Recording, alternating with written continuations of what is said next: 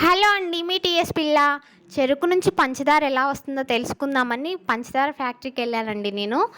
ఇంటికి మనకి ముఖ్యమైన సరుకుల్లో పంచదార కూడా ఒకటి కదా. మనం స్వీట్ చేయాలన్నా మెయిన్ మనం ఇంట్లో ఒక్కళ్ళైనా టీ తాగుతారు కదా. టీ తాగాలి అంటే అందులో స్వీట్ ఉండాలి కదా. బెల్లం కూడా వేసుకోవచ్చు, కానీ షుగరే ఆల్మోస్ట్ మనం షుగర్ మాత్రమే యూస్ చేస్తాం కదా టీకి. ఆ పంచదార ఎలా తయారవుతుందా అని తెలుసుకోవడానికి కోసం నేను మా అన్నయ్యతో పాటు ఫ్యాక్టరీకి వెళ్ళానండి. లోపలికి వెళ్ళాను. ఆ మిషనరీస్ కానీ అవన్నీ నాకు చాలా డిఫరెంట్గా అనిపించాయి. నాకు బాగా అనిపించింది. అక్కడ వర్కర్స్ కానీ చాలా అంటే చాలా నీట్గా ఉందండి.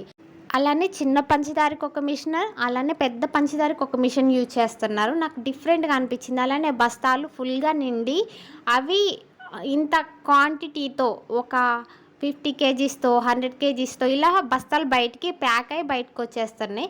వాటిని ఒకదాని మీద ఒకటి పెట్టేస్తున్నారు. మీ టీఎస్ పిల్ల. Thank you so much everyone. Subscribe my